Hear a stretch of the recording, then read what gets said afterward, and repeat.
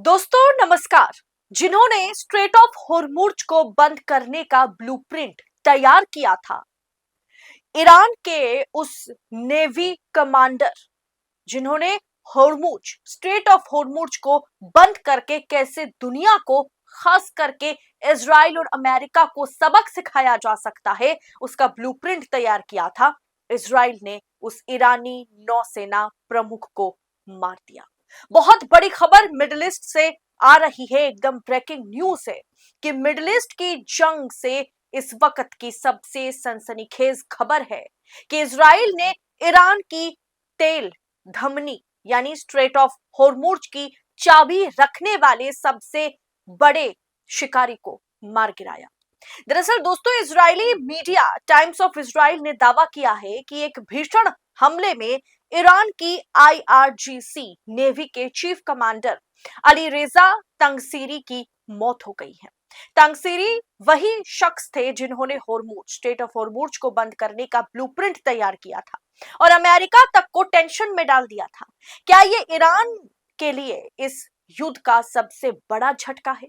आइए जानते हैं इस रिपोर्ट में कि अभी तक क्या अपडेट युद्ध या फिर जंग से आ रही। दोस्तों, ईरान और इजराइल के बीच जारी जंग के चौथे हफ्ते में एक ऐसी खबर आई है जिसने तेहरान से लेकर के वॉशिंगटन तक को हड़कंप मचा दिया है। ऐसी एक खबर निकल के आई है।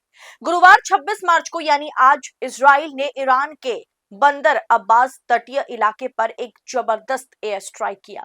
पिछले काफी समय से ईरान ने भी इजराइल पर अटैक किया और अब पलटवार करते हुए जब इजराइल ने हमला किया तो वहां अली रेजा तंगसीरी की मौत हो गई। आखिर ये अली रेजा तंगसीरी के कौन है, इनकी इतनी महत्व क्यों है? दरअसल तंगसीरी 2018 से ईरान की रिवोल्यूशनरी गार्ड कॉर्प्स यानी आईआरजीसी की नौसेना की कमान संभाल रहे हैं। उन्हें स्ट्रेट ऑफ होर्मुज का द्वारपाल यानी गेटकीपर कहा जाता है। दुनिया का 20% तेल इसी रास्ते से गुजरता है और तांगसीरी के ही इशारे पर ईरान ने इस रास्ते को बंद करके पूरी दुनिया की अर्थव्यवस्था को हिला दिया था। कहा जाता है कि खुद अमेरिकी राष्ट्रपति डोनाल्ड ट्रंप तांगसीरी की चालों से बेहद चिंतित थे। कहीं ना कहीं तांगसीरी ने उन्हें यानी डोनाल्ड ट्रंप को मात दे दिया था। दोस्तों, हमले की सबसे बड़ी वजह क्या है? जितनी भी रिपोर्ट या फिर खबर निकल के आ रही है, उसके मुताबिक यह हमला तब हुआ जब ईरान ने आज सुबह ही मिडिल ईस्ट में मौजूद अमेरिकी सैन्य ठिकाने पर हमले किए थे। इजराइल ने जवाबी कार्रवाई करते हुए सीधे नेवी चीफ के ठिकाने को ही निशाना बनाया। इजरायली मीडिया इसे अपनी सबसे बड़ी कामयाबी बता रहा है, लेकिन अभी तक ईरान या फिर इजरायली जो ईरान की सेना है उसने अभी तक कोई आधिकारिक पुष्टि, कोई भी ऑफिशियल कंफर्मेशन नहीं दी है। दोस्तों, आज के समय में सत्ता की आंखों में आंखें डालकर पत्रकारिता करना मुश्किल हो गया है। हमारे 4 PM नेशनल यूट्यूब चैनल और फेसबुक चैनल को, जिसे आपका प्यार और विश्वास हमेशा से मिलता रहा, उसे बंद करके सरकार ने यह साबित कर दिया कि वो आपके सवालों से कितना डरती है। मुश्किल दौर है, लेकिन हम ना रुके थे और ना ही रुकेंगे। हम सच के लिए हमेशा लड़ते रहेंगे। ऐसे में 4 PM उत्तर प्रदेश यानी 4 PM यूपी को ज्यादा से ज्यादा ज्वाइन करें और स्वतंत्र पत्रकारिता को जिंदा रखने के लिए जितना हो सके उतना हमारा आर्थिक सहयोग करें। आपके सहयोग से ये जंग हम जीत कर रहेंगे। दरअसल दोस्तों, जो भी डिफेंस के या डिप्लोमेट्स के एक्सपर्ट्स हैं, उनका मानना है कि अगर ये खबर वाकई सच साबित हो तो ये कासिम सुलेमानी की मौत के बाद ईरान के सैन्य ढांचे पर सबसे बड़ी चोट होगी। दोस्तों, तंगसीरी की मौत का मतलब है कि होर्मुज पर ईरान की पकड़ का ढीला होना। लेकिन जैसे ईरान की पूरी अगर फेडरल स्ट्रक्चर को देखा जाए तो वहां ऐसे तमाम नेता हैं।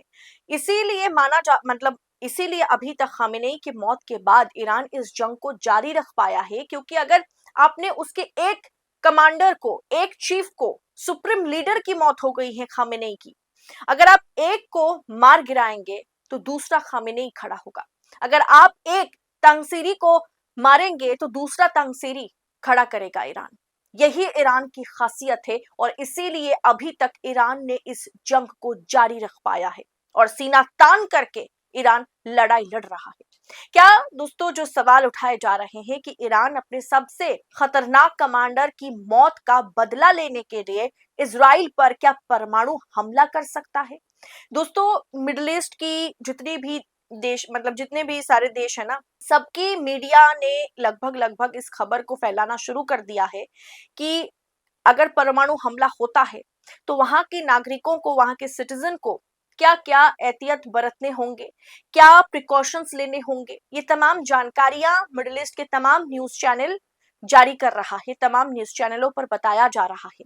तो क्या वाकई अब इजराइल को खत्म करने के लिए और इजराइल के कहने पर अमेरिका अभी चल रहा है, ये बात आप अच्छे से जानते हैं।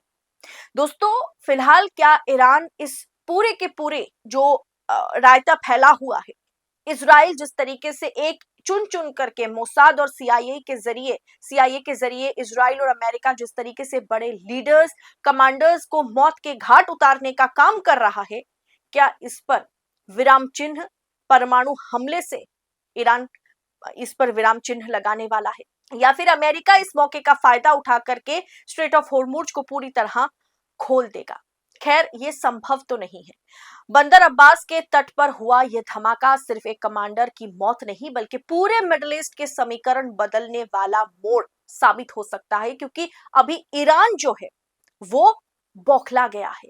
ईरान अपने द्वारपाल या फिर आप कहें कि स्ट्रेट ऑफ होर्मुज के गेटकीपर की मौत के चलते ईरान अभी किस तरीके से इसका बदला लेगा, ये अमेरिका और इजराइल इसके चलते अभी मतलब जाहिर सी बात है, जब वॉर हो रहा है उसका पलटवार भी किया जा रहा है, चाहे इजराइल करे चाहे ईरान करे।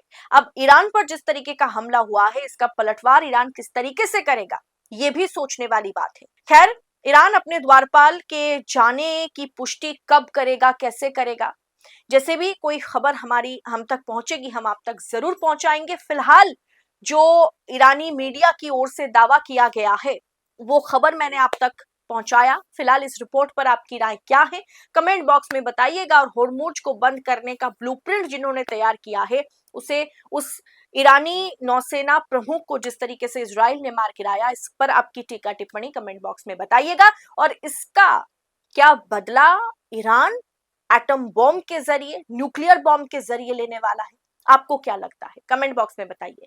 और ऐसी तमाम खबरों को यूं ही पाने के लिए 4 PM के साथ बने रहे। इस रिपोर्ट में इतना ही, जल्द होगी मुलाकात। बहुत बहुत शुक्रिया आपका। जय हिंद, जय भारत।